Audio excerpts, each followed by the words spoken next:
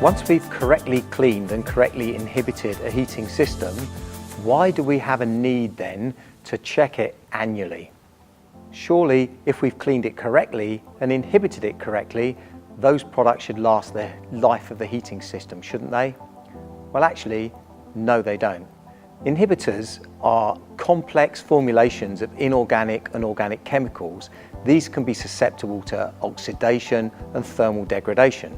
So the more you use your heating system, there's a greater chance that they will start to degrade.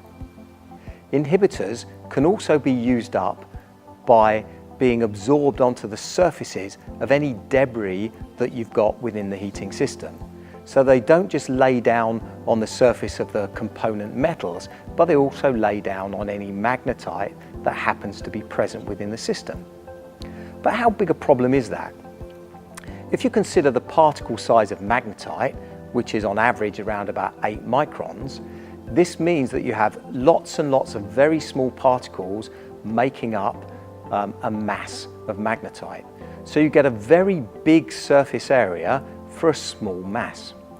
So 1 gram of magnetite actually has the equivalent surface area of 0.5 square meters.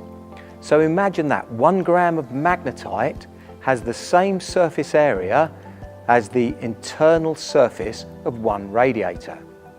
So if you've got an inhibitor product that's made to protect 10 radiator panels, then 10 grams of magnetite would use up the equivalent amount of inhibitor as those 10 radiator surfaces.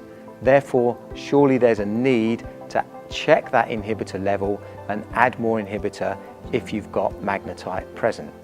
Now, we also know that we have a lot more than 1 gram or even 10 grams of magnetite present in a lot of heating systems within the UK.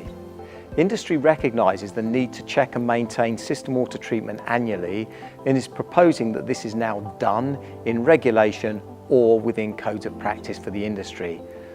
Benchmark, for example.